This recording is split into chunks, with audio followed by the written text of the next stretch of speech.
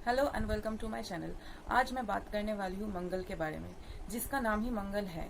इसको लोग इतना अमंगल क्यों बोलते हैं? जो लोग मांगलिक होते हैं उनको लेकर इतना प्रॉब्लम क्यों होता है? शादी क्यों टूट जाती है? कोई रिश्ता क्यों नहीं जोड़ना चाहता है किसी मांगलिक व्यक्ति के साथ? लड़का हो या लड़की, मांगलिक होना बहुत पाप माना जाता है आज के समाज में भी। पर ऐसा बिल्कुल भी नहीं है। मांगलिक होने से आपके जीवन में कुछ कुछ पॉजिटिव चीजें भी होती है, कुछ कुछ नेगेटिव चीजें भी होती है। तो हम इसको पाप कभी नहीं बोल सकते और ये कोई दोष नहीं है, ये एक योग है जिसके फलस्वरूप कुछ अच्छे चीजें भी होंगे आपके लाइफ में और कुछ बुरे चीजें भी होंगे। अच्छे चीजें क्या होंगे? तो मंगल के फर्स्ट हाउस में होने से, फोर्थ हाउस में होने से, सेवंथ हाउस में होने से, एट्थ हाउस में होने से और ट्वेल्थ हाउस में होने से हम उस नेटिव को मांगलिक बोलते हैं। और किसी किसी जगह में सेकेंड हाउस में मंगल होने से भी उसको हम मांगलिक बोलते हैं।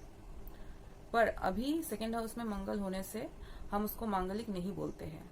फिर भी मेरे पर्सनल एक्सपीरियंस से मैं बोल सकती हूँ, किसी के लगन में सेकेंड हाउस में भी मंगल हो तो भी उसमें दिखाई देते हैं। ऐसे जो होते हैं मंगल के होने से जैसे जैसे कैरेक्टरिस्टिक्स होते हैं किसी नेटिव में, वो सब कुछ दिखाई देते हैं, पर वो उतना सीवियर नहीं होता।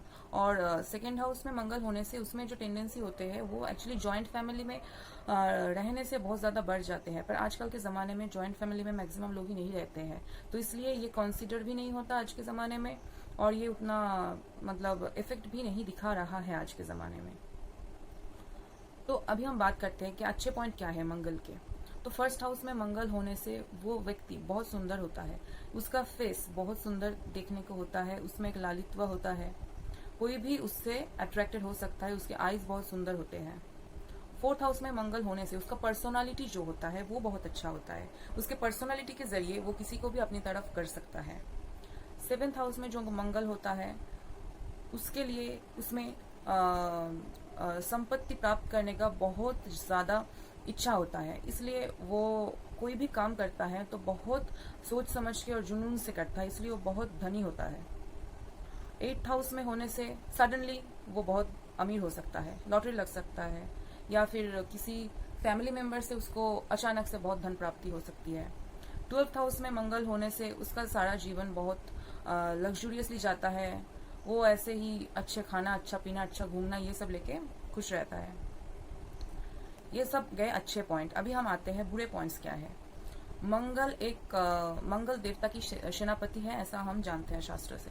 तो मंगल एक क्रूर ग्रह है, ये पापी ग्रह नहीं है, पर इसमें सेपरेटिव टेंडेंसीज है, जिसके वजह से मंगल के first house, fourth house, second house, seventh house, twelfth house और एट्थ हाउस में होने से आपके मम्मी पापा के साथ आपका प्रॉब्लम हो सकता है। और आपके मम्मी पापा, सिबलिंग्स जो भी हैं, आपके रिलेशंस में मेनली प्रॉब्लम होगा, आपके दोस्ती में भी प्रॉब्लम हो सकता है। आप सभी के साथ रहकर भी आइसोलेटेड फील करेंगे, आप खुद को किसी के सामने जाहिर नहीं कर पाएंगे, अपने फीलिंग्स को अच्छी तरीके से किसी को बता नहीं पाएंगे। वो आपके कितने भी अच्छे दोस्त हो, कितने भी क्लोज हो आपसे, फिर भी आप ये नहीं कर पाएंगे। और मांगलिक होने से मेन जो जगह आता है शादी का, क्यों आता है? मांगलिक होने में अगर आप किसी को पूछेंगे, किसी ज्योतिष के पास जाएंगे तो पहले ही बोलेंगे कि शादी के पहले इसका कोई उपचार करवा लो, नहीं तो प्रॉब्लम होगा शादी में। ये क्या सच में होता है? हाँ, ये बिल्कुल होता है, क्योंकि मंगल हमारे शरीर का कारक है और ये हमारे रक्त का कारक भी है। तो शादी के लिए, संतान प्राप्ति के लिए दोनों में रक्त का मिलना बहुत जरूरी है। तो और इसको छोड़ के भी मंगल के लिए कोई बहुत ज्यादा एग्रेसिव हो सकता है, बहुत शॉर्ट टेम्पर्ड हो सकता है। इसका मतलब ये नहीं कि वो बुरा पर्सन है, पर उसके बिहेवियर में ये सब ट्रेड्स हम देख सकते हैं। और आगे चल के अगर कुंडली ना मिला के शादी करवा दिया गया हो तो आगे चल के शादी में प्रॉब्लम हो सकता है। और मेरे पर्सनल एक्सपीरियंस से मैं बोल सकती हूँ कि ये प्रॉब्लम बिल्कुल होता है। तो हमेशा जो मांगलिक व्यक्ति है उनको शादी से पहले कुंडली मेल करके ही शादी करना चाहिए। पर ऐसा मैंडेटरी नहीं है कि मांगलिक को हमेशा किसी मांगलिक से ही शादी करना पड़े, क्योंकि मंगल दोष सिर्फ first, second, fourth, seventh, eight, twelfth में रहने से ही, मतलब मंगल का पोजीशन ये सब हाउस में रहने से ही कोई मांगलिक नहीं हो जाता है। वो किस लग्न में बिलोंग करता है, किस राशि का है वो, और उसके दूसरे ग्रह के क्या पोजीशंस है, और मंगल का भी कौन से डिग्री में है वो, ये सब कुछ देखना पड़ता है। मंगल के कैंसलेशंस के भी बहुत सारे पॉइंट्स है जो कोई मेंशन नहीं करता, और ये मांगलिक जो योग है, जो सच में मांगलिक होते हैं, वो भी मतलब बहुतों को पता ही नहीं चलता है। किसी भी के पास जाते हैं तो बोल देते हैं कि हाँ ये मांगलिक है, मांगलिक है, पर उसमें से अगर आप देखेंगे तो 80% केसेस में लोग मांगलिक होते ही नहीं। पर सच में जो लोग मांगलिक होते हैं उनके लिए ये बहुत बहुत ज्यादा जरूरी है। उसके शादी के बाद उसको कोई और उसके हस्बैंड को कोई झमेला ना हो, कोई सेपरेटिव टेंडेंसी जो है मंगल का, इसके लिए डाइवोर्स होने का चांसेस भी बहुत ज्यादा होता है। मेरे पर्सनल एक्सपीरियंस से मैंने देखा है, बहुत ज्यादा मांगलिक लड़का हो या लड़की हो, ऐसे डाइवोर्स हो रहे हैं। पर शादी के बाद ऐसे सिचुएशन क्रिएट हो जाते हैं तो हम कुछ नहीं कर पाते हैं। तो इसलिए पहले ही कुंडली मेल करना बहुत जरूरी है। अभी मैं आपको बताने वाली हूँ कि मंगल के खराब इफेक्ट्स क्या है, कौन से हाउस में होने से उसका कितना बुरा इफेक्ट पड़ सकता है। फर्स्ट हाउस में मंगल के होने से कुछ ज्यादा खराब इफेक्ट नहीं पड़ता है। इनफैक्ट फर्स्ट हाउस में लगन से मंगल हो तो वो एक राजयोग क्रिएट करता है, जिसके फल स्वरूप मतलब ऐसा नहीं होता कि कोई राजा बनने वाला है, पर उसके लाइफ में कोई प्रॉब्लम नहीं आता। वो अगर कुछ करना चाहता है तो वो जरूर करके ही रहता है और रिसोर्स का कोई कमी नहीं होता, फाइनेंशियली भी वो स्टेबल रहता है। पर मंगल अगर फोर्थ हाउस में हो तो फिर बहुत ज्यादा झमेला झंझट होता है सबके साथ, और शत्रु जो बहुत जोर से होता है, मतलब बहुत स्ट्रांग होता है, शत्रु बहुत होते हैं उसका। अभी सेवेंथ हाउस में होने से भी मंगल का कुछ ज्यादा खराब नहीं होता है। सेवेंथ हाउस में मंगल होने से अच्छा ही होता है।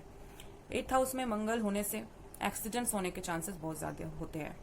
और ट्वेल्थ हाउस में होने से झगड़ा फसाद जो होता है ऐसा होता है, बहुत झमेला में फंस जाता है, अचानक से ऐसा होता है। अभी हम बात करते हैं कि मंगल का क्या क्या रेमेडीज होता है। मंगल के रेमेडीज के बारे में अगर हम बात करें तो पहले तो एक छोटा सा केशर कलर का जो गणेश होता है उसका एक छोटा सा मूर्ति लाके घर में रख दीजिए और उसका डेली पूजा कीजिए स्नान के बाद। ये फर्स्ट पॉइंट एंड बहुत इंपॉर्टेंट है। उसके बाद है कि मंगलवार को और शनिवार को वेज खाना खाइए और हनुमान चालीसा पाठ कीजिए। उसके बाद जो है वो है किसी भी पक्षी को कुछ स्वीट फूड दीजिए रोज। जो भी आपके घर में लेफ्ट ओवर कुछ खाना हो तो उसमें भी थोड़ा गुड़ या चीनी मिला के दे देंगे तो भी काम चल जाएगा। और शादी से पहले ये बहुत ज्यादा जरूरी है कि कुंडली का मिलन जरूर कीजिए, नहीं तो आपके आने वाले जिंदगी में आपके बच्चों में भी इसका बहुत बुरा असर पड़ सकता है। ये कोई पाप नहीं है, बुरा नहीं है, दोष नहीं है, कुछ नहीं है, फिर भी ये होता है। मैरिड लाइफ को ये हैम्पर कर सकता है किसी किसी के लिए। और इसके कैंसलेशंस के भी कुछ पॉइंट्स हैं। अगर आपके मंगल 0 डिग्री में हो या फिर 29 डिग्री में हो या फिर अस्त अवस्था में हो, और कुछ कुछ क्लॉजेस है जिसके अंडर मंगल का दोष कैंसिल हो सकता है, तो शादी से पहले एक अच्छे एस्ट्रोलॉजर को दिखाइए, उनसे पूछिए कि आप सच में मांगलिक है क्या, और जिसके साथ शादी कर रहे हैं उसके साथ आपका कितना कैसे चलेगा, आपका गुण कितना मिल रहा है, ये भी कंसिडर करना बहुत जरूरी है। Thank you.